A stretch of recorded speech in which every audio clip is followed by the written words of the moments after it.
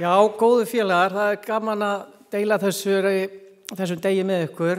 Því mér eru verkefni næg, en saman getum við tekið skref til framfara í þessu málaflokki. Eins og hér var getið þá stóð Dýraverndarsambands Íslands að gerð skýrslur ekki fyrir svo löngu, þar sem við vorum að skoða ekki síst eftirlit með búfénaði á Íslandi. Þessi skýrsluvinna var ekki unnin í einhverju tómarúmi.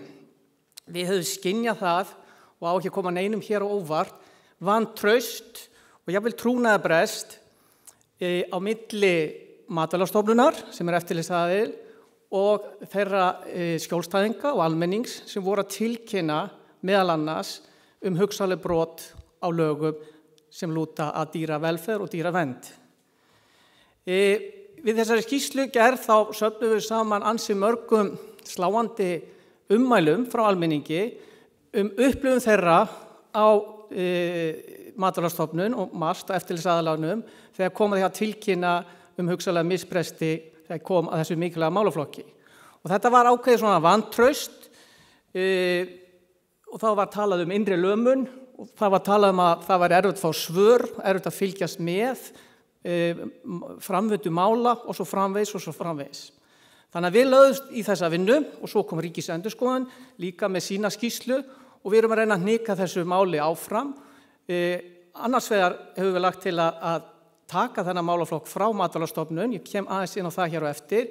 Ef það ekki gert, þá engu að segja þarf að styrkja Matvælastofnunin í sér viðleitni að gera enn betur. Við vitum að verkefni MAST eru þetta mjög fjölbreytileg og MAST hefur eftirlit með 6.000 starfsstöðum á Íslandi og fyrir utan þarf MAST og ber lagalega skyldu að bregðast við öllum ábendingum sem berast til stofnunarinnar.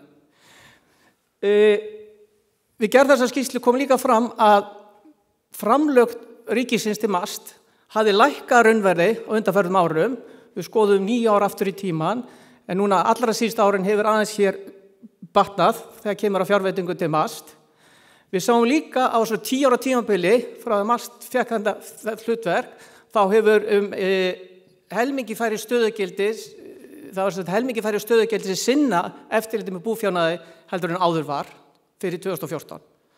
Og hér smá tilvitnun í skýrslu Ríkisendurskoðunar sem dregur bara mjög vel fram að núverandi gjaldskrá, MAST, á þeim tíma, stæði bara engan veginn undir því eftirlits hlutverki sem MAST ætti að sinna og vill sinna, við vitum það. Það var eins og sett ný gjaldskrá 1. júní sem tekur gildi í áföngum, núna rétt fyrir kosningar síðast.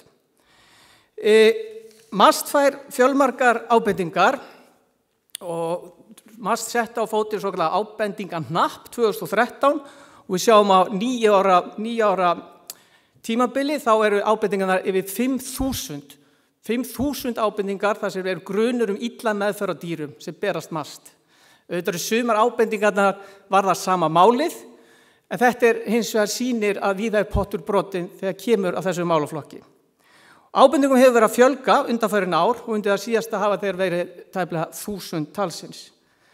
Langt flestar ábendingarnar eru vegna hunda, en það sem við vorum að skoða í þessari skýrslu var búfénaðurinn og flestar ábendingar vegna búfjár berast vegna hrossa. Nánast engar ábendingar berast vegna svína. Af hverju gerist það? Og MAST hefur sjálf bent á þetta, að því huldari sem starfsemin því færri ábendingar berast. Það erfitt að setja út af eitthvað sem við sjáum ekki. Við sáum líka við gerð þessar skýrslu að það mun lægra hlutfall á svoköllu óboðuðu eftirliti í svínarækt og í alifuglarækt heldur en til dæmis hjá hrossabændum og sauðfjárbændum. Við sáum líka að skoðunaratriði vegna dýravelferðar tvöfölduðust á milli ára, milli 2020 og 2021. Þannig að auðvitað áttum við okkur alveg á því að MAST með flókið og mörg verkefni á sinni könnu og eins og ég segja að það ekki vilji stjórnvalda að færa þennan málaflokk annað, þá þarf að minnsta kosti að styrkja MAST í að sinna þessu betur. Við sáum samanskapi að það voru 30 mál á ári, að jafnaði þá þetta 224 dýravelferðarmál sem eru lokið með þessum hætti og ég ætla að fara við þetta, að byrja að vinka á mér og ég ætla að fara þá að lokum yfir nokkrar hugmyndir sem við höfum lagt áherslu á. Við lögum fram aðrar tillögur. Hér eru hugmyndir 10 úrbætur. Eins og ég gat áðan, þá höfum við lagt til að færa málaflokkin dýravelferð frá matvælaráðuneytinu, frá atvinnuvegaráðuneytinu til umhverfisráðuneytisins. Umhverfisráðuneytið núna með vernd og friðun villtra fugla og dýra. Þeir eru líka með stjórn veiðanna. En þeir eru ekki með velferð dýra. Okkur finnst þessi málaflokkur eiga svo vel undir umhverfisráðuneytið. Og síðastliðið áramótið þá var sett á fót ný stofnun sem heitir Náttúruverndarstofnun, sem meðal annars með það hlutverk að hafa lífríkisvernd og svo stjórn á veiðum fugla og villtra spendýra. Þannig að við værum ekki eins og að kalla eftir nýrri stofnun. Það virðist vera góðgáð að nefna það. Þessi stofnun nú þegar til, en við viljum einfaldlega færa þennan málaflokk undir viðkomandi stofnun með það markmiði að styrkja hér eftirlitsþáttinn varðandi búfénaði og öðrum dýrum. Við viljum einnig leyfisskylda allt búfjárhald á Íslandi. Nú ekki almenn leyfisskylda þegar kemur að búfénaði hér, búfjárhaldi á Íslandi. Við vitum að umfangsmikið og tæknivætt dýrahald tilkynningarskylt. Þetta gefur færi eftirlitsaðilum að svipta aðilum leyfi ef þeir brjóta lögin. Við viljum stórauka upplýsingagjöf vegna meðferðmála og MAST hefur sjálf kallað eftir því að vilja gefa frekar upplýsingar stöðu mála. Þetta væri mikilvæg tillaga að efla traust á viðkomandi stofnun. Við viljum auka eftirlitstíðina, ekki síst óboðað eftirlit, en þá þurfum við að styrkja stofnunina. Við viljum tryggja skilverka og skjóta verkferla, auka málshraðan, aftur stýrstundum fjármagn frá stjórnvöldum eða eftirlitsskyldum aðilum. Við viljum auka kæruheimildir og sektarheimildir og styrkja aðra þvingunarúrræði. Það má ekki borga sig að greiða einfaldlega bara sektina. Við viljum að einstaklingar sem brjóta þessi lög missi hugsanlega þann opinbera stuðning sem þeir fá samkvæmt kerfi landbúnaðarins. Og þá þurfum við einfaldlega að tryggja í löggjöf með skýrum hætti að velferð dýra njóti allt af vafans í ákveðna töku og svo þurfum við að sjálfsögðu efla samtökin sem hér eru meðal annars inni, efla grasrótarstarfið. Við vitum það að við erum hérna að minnast meðal annars þegar frumkvöðla af vettvangi dýravelferð og verndar á Íslandi. Við vorum fyrsta þjóðin eins og síðustu gatum að vernda hvalinn okkar. Við vorum líka fyrsta þjóðin til að vernda örninn. En núna, ef við lítum, hvað erum við að gera í dag? Hver staðan í málefni dýraverndar og velferð á Íslandi í dag?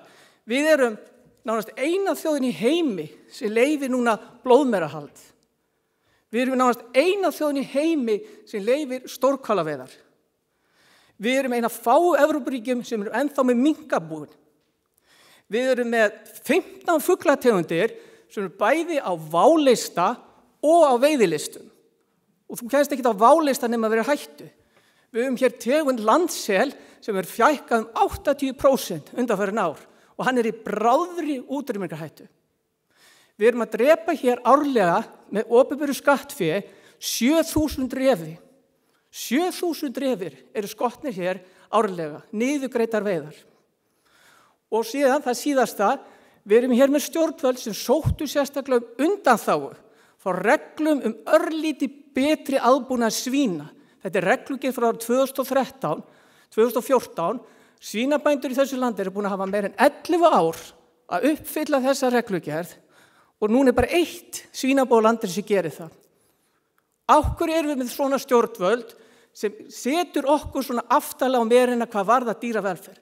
Af hverju erum við ekki eins og frumkvöðlarnir sem við erum hér að minnast, að vera framalega, vera fremst þegar kemur að stórum pólitísku ákvörðunum sem felast í að vernda dýr, villt dýr hér, hlúa búfénaðan okkur með sómasamlegum hætti. Af hverju erum við með fallengun þegar kemur þessum mikilvæga málaflokki?